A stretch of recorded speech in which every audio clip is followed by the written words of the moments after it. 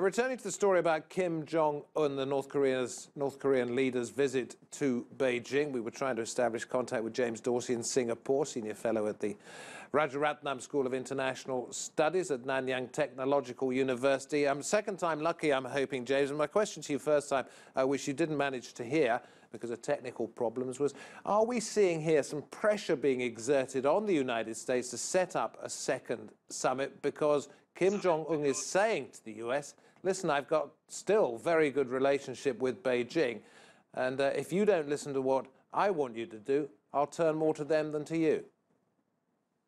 I think that's one way of reading the visit. The other way of reading the visit is to say that it's a prelude to a summit between Kim and Trump, in which Kim is trying to cover his flanks and ensure that he has the kind of support he needs. Keep in mind that this is the fourth visit by Kim to Beijing, and there has been no counter visit until now by Xi Jinping, the Chinese president, to Pyongyang. And I think that in itself is very telling. Does Beijing regard North Korea as a nuisance neighbor, somebody it has to do business with and would like to keep it under control? Is that the way it works? I think it's a little bit more complex than that. So, with other words, on the one hand, it is a nuisance because Kim is obviously a very difficult partner. But on the other hand, I think that China looks at countries like North Korea, but also as Iran, as useful disruptors in the international system. Disruptors that they do want to control so that the disruption does not get out of hand.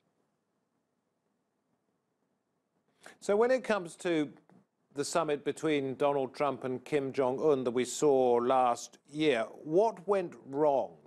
Why did it not go to the stage of denuclearization, as we heard, and better relationships between the two? Well, if you look at the facts on the ground, Trump, in a sense, has gotten two things out of this summit. One is the return of the remains of U.S. soldiers who died during the Korean War, and we haven't seen any more North Korean missiles tests, and that in itself is, again, from Trump's perspective. The problem, I think, in the negotiation is a chicken and egg question. So, with other words, the Americans want to see denuclearization before they start conceding on economic sanctions, economic aid, and so forth. Whereas Kim clearly needs to show results fairly quickly if he's going to really start on a denuclearization program.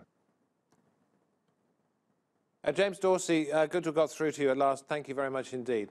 Good to have your thoughts. Thank you for having me.